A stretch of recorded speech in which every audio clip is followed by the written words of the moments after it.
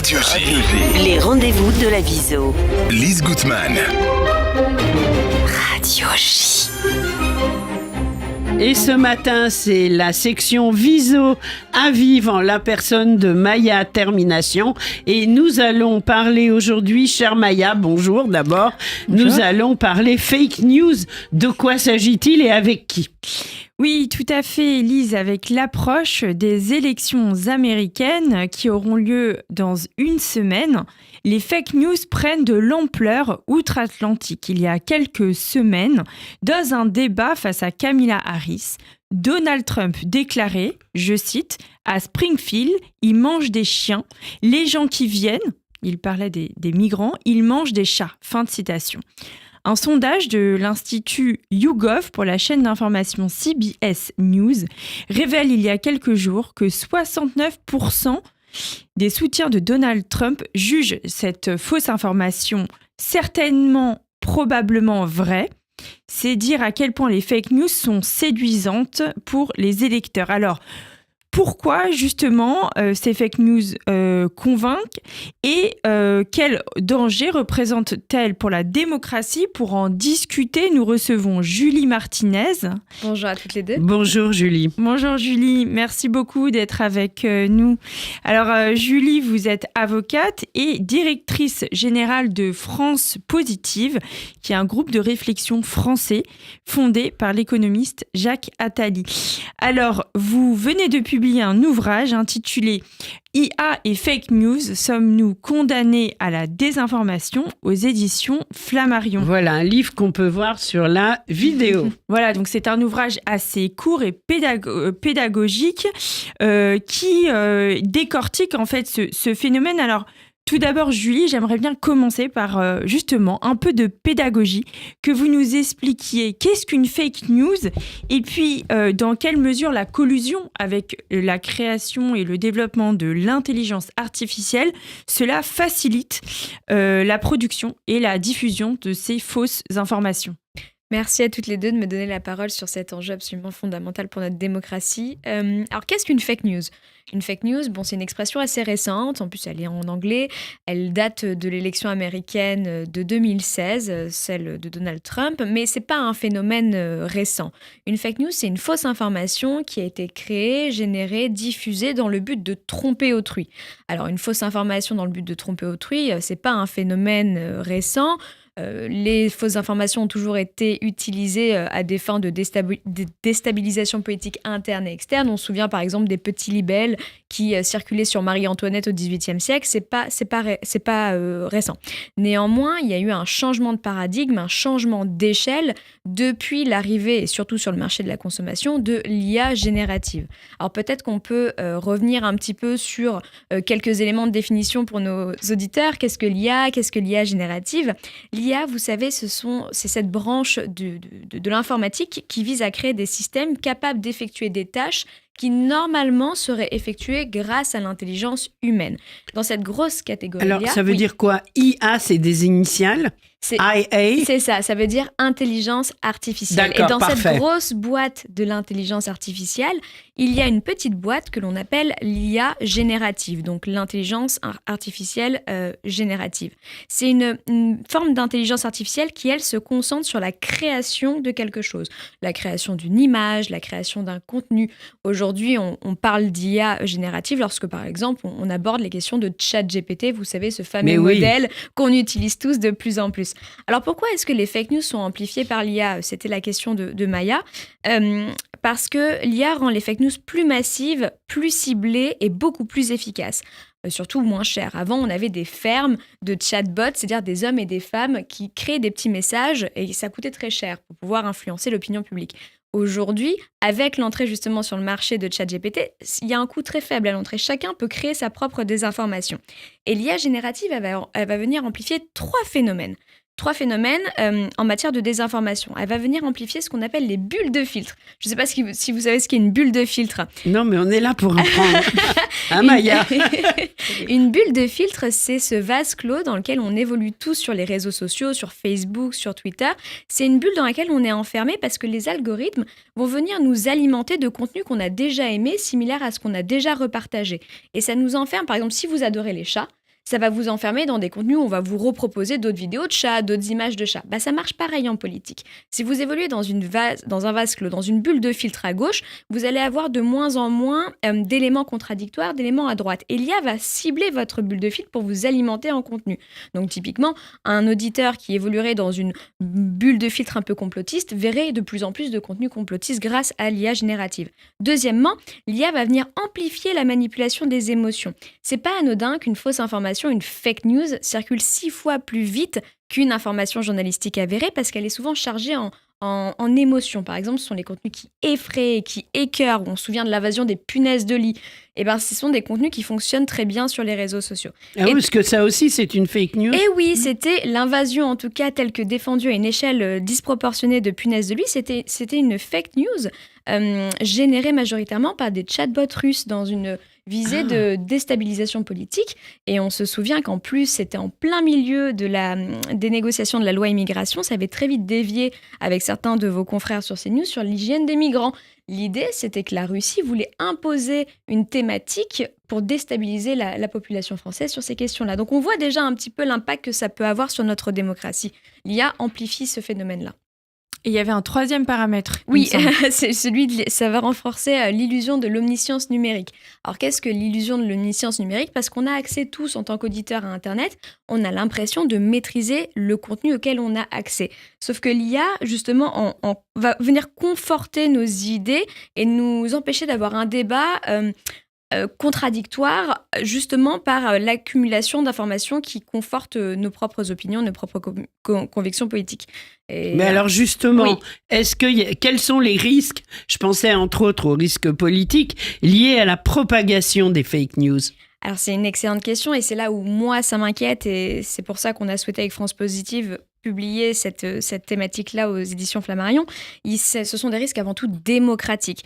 Aujourd'hui, récemment, il y a eu une enquête du Conseil économique, social et environnemental qui montre que les Français sont déjà dans une grande défiance vis-à-vis de notre système démocratique.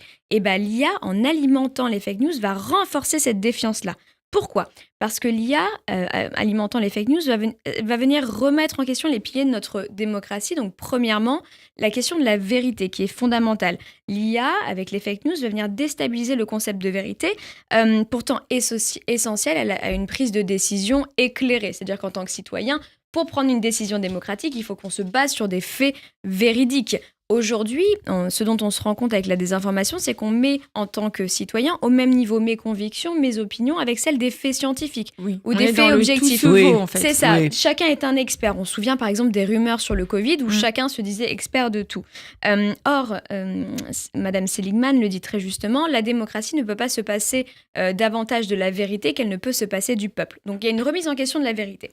Deuxième point, les fake news visent à manipuler l'opinion publique. Bien sûr. Voilà, là, on a parlé typiquement des punaises de lit, mais on peut parler effectivement des migrants et qui soi-disant mangent des chats, tel que dit par Donald Trump. Il y a une véritable manipulation. Mais il l'a vraiment dit, ça. Ah oui, ça, c'est pas une fake news. Et en fait, ce qui est assez impressionnant, c'est terrible, c'est qu'il le dit. Et il y a puis vraiment après, des gens qui le croient. Qui le croient et qui sont relayés après sur les réseaux sociaux. Typiquement, il y a des études américaines formidables qui montrent que ChatGPT 3, donc qui était déjà plus faible que ChatGPT 4, en créant des tweets par des robots, ces tweets-là sont plus efficaces, plus impactants auprès de la population que des tweets créés par des humains. Donc on se rend compte que si par exemple Donald Trump est relayé par des séries de tweets créés par ce modèle-là, ça va avoir une véritable manipulation de l'opinion publique. Et puis, tout simplement parce que ça participe à l'érosion de la confiance. Quand même, il faut rappeler à nos auditeurs qu'il y a 34% des citoyens européens qui n'ont pas confiance dans leur gouvernement. Et c'est là l'impact réel. C'est pas qu'on finit par croire en tout, c'est qu'on finit par croire en rien. Et Hannah Arendt le dit très bien, lorsqu'on ne croit plus en rien, on peut faire n'importe quoi d'un tel peuple. Et c'est là où c'est dangereux pour notre démocratie, ça a un impact concret. On peut penser à un candidat slovaque qui a perdu une élection en octobre 2023 après un deepfake. Vous savez, c'est une fausse image générée par de l'IA qui visait à lui faire dire des choses qu'il n'avait pas dites. Et c'est là où c'est grave. Oui, et je rajouterais au-delà des risques pour la démocratie qui sont catastrophique. Il y a aussi, ça atteint aussi la lutte contre les préjugés et aussi l'information internationale. Je pense notamment dans la communauté juive, souvent victime en fait de fausses rumeurs. Ça a commencé au Moyen-Âge avec les Juifs qui empoisonnent les puits. Ça, c'était aussi des fake news. Exactement. Et qui mettent le sang des enfants chrétiens dans les matzot. Voilà. Tout à fait. Et en fait, je pense à deux choses. Tout d'abord, l'IA va amplifier en fait la lutte contre les préjugés qui sont une très très grande menace pour le peuple juif. Et la deuxième chose, c'est aussi sur l'international, la couverture du conflit israélo-arabe, israélo-palestinien, où déjà c'est très émotivement chargé, mais alors là, c'est un bonheur pour les fake news et l'intelligence artificielle.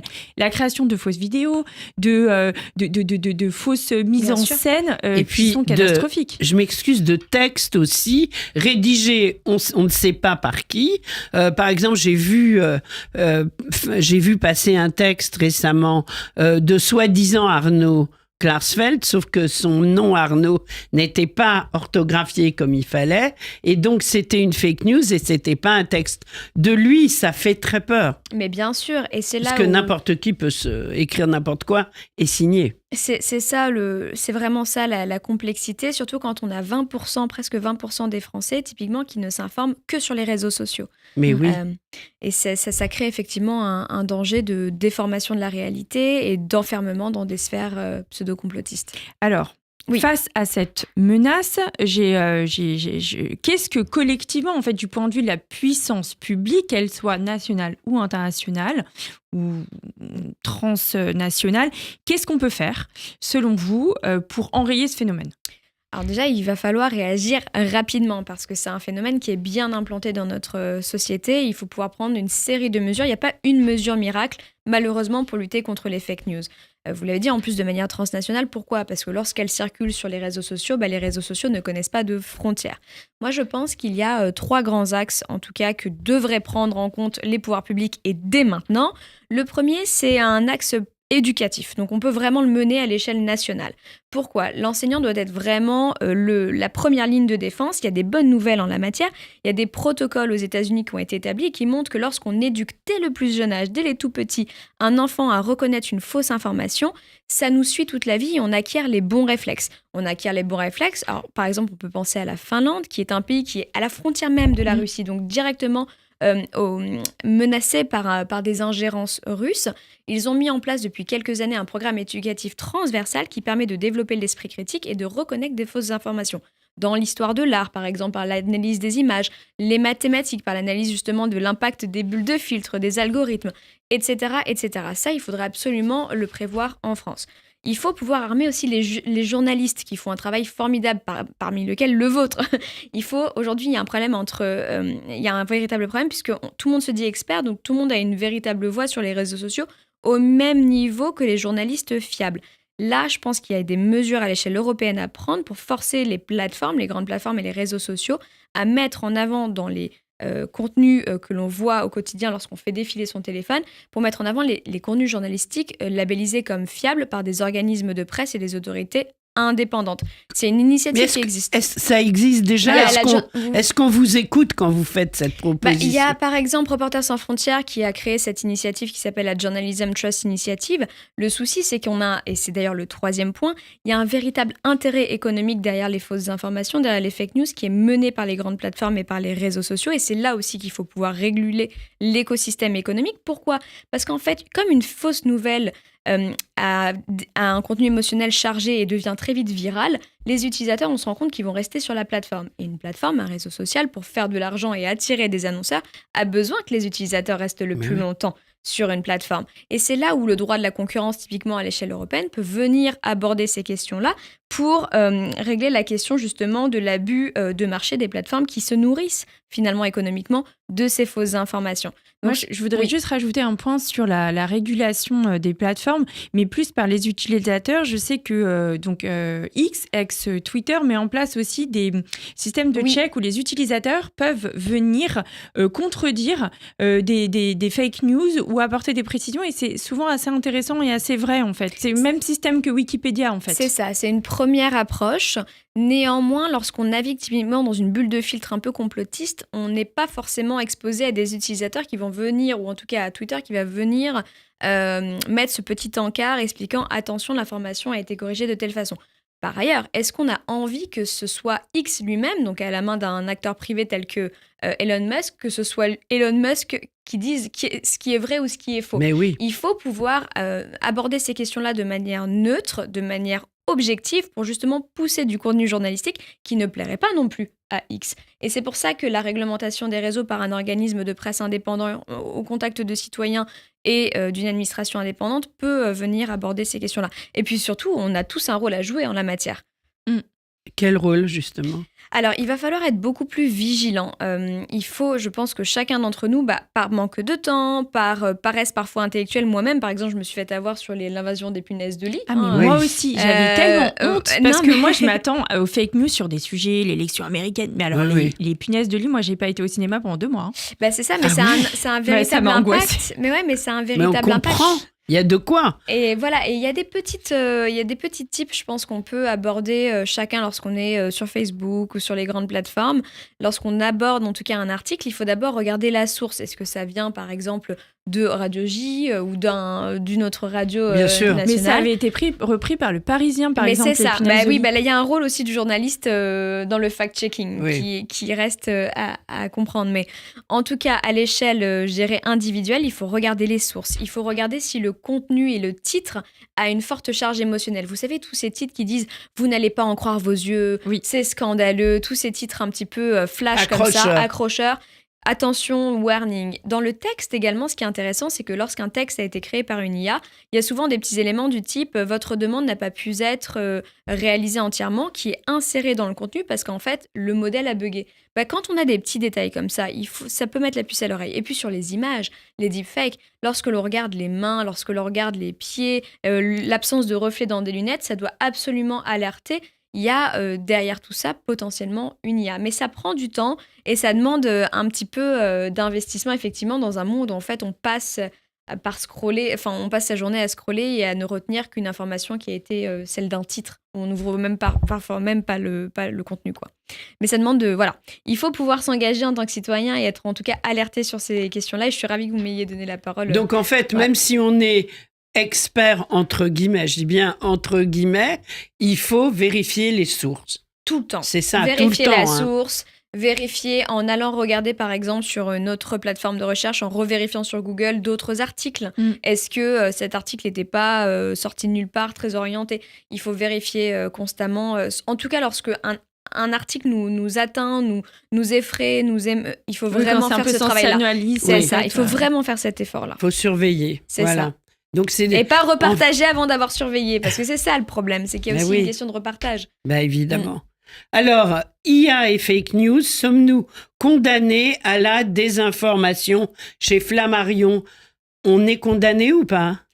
Alors, Et selon vous aussi, moi je vous pose la question, Maya. Après ce qu'on a entendu. Honnêtement, l'influence à ma faible échelle, je trouve que l'influence des fake news est abyssale et ça fait très peur.